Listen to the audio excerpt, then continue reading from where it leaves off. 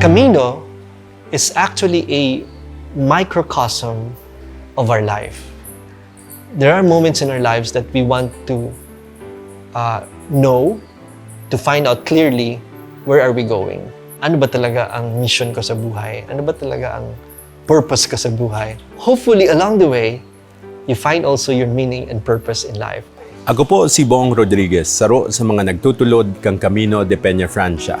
Ang Camino de Peña Francia nagkuha ng inspirasyon duman po sa pigaapod na Camino de Santiago na nagpuon sa Spain, Portugal, as in France, as in padagos na ginigibon ngunyan ka mga pilgrims. Digdi man sa Satuya, pwede taman po na ang pigaapod na Camino de Peña Francia, mapuon po duman sa Ocampo. Nagkakapirang simbahan ang bibisitahon sa Ocampo bago po magduman sa Tigawon.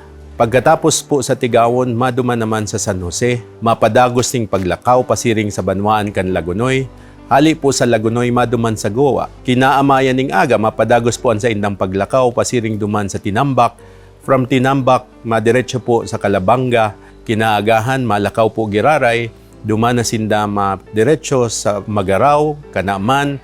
Asin ang pinakahuri pong duduman na ninda itong mga simbahan sa siyudad kan Naga, ang shrine kang Our Lady of Peña Francia, and at the same time ito pong Basilica. Digdi po sa paglibot ka mga peregrino, may daradara sindang pigaapod na Camino Passport.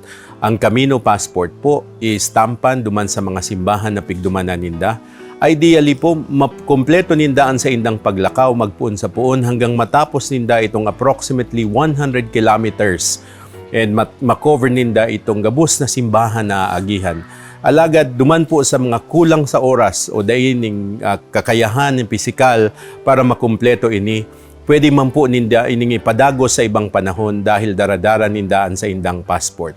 Duman po sa mga nakakumpleto kan sa indang paglakaw sa gabos na simbahan sa ruta kang Camino de Peña Francia, ito pong mga stamps sa indang passport ang ipapahiling ninda duman sa Basilica para po matawanan sinda ning certificate bilang pagpapatunay na natapos po ninda ang ruta kang Camino de Peña Francia. Ini pong Camino de Peña Francia pwedeng balihan o partisiparan ni manlain-lain na edad.